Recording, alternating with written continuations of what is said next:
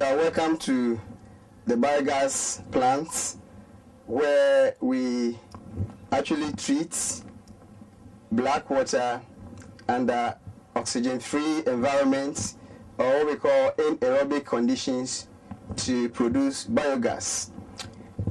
This is the first point of entry from the sanitary block and other facilities.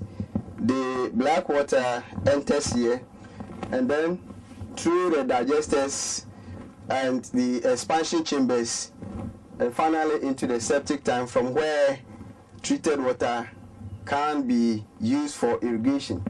In fact, as you can see, these mango trees are irrigated with the water from the tank.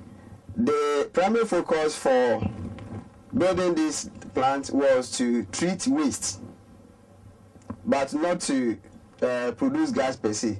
However, we are able to produce gas to supplement the total gas needs at the kitchen. We also have been able to make use of the liquid to irrigate our crops, and even the sludge is also composted to be used as fertilizer. So this is one of the digesters, which has a capacity of 36 cubic meters. And here we are able to produce methane as biogas. And as you can see, the pipeline that carries the gas to the kitchen for use. And so we can go to the kitchen. I'll show you the gas stove and what is used for in terms of cooking. Yeah. From the digester, the gas is filtered over here before it goes to the kitchen for use.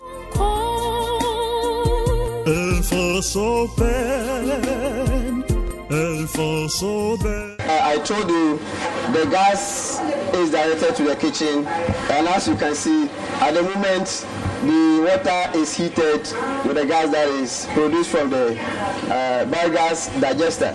We are able to save at least some money, which would have been used to purchase gas from outside.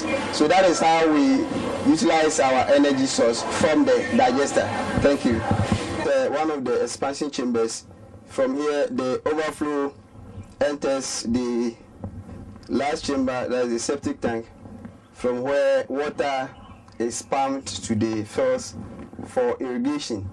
Excess water, if there is a need for it, is stored in the overhead tank for use.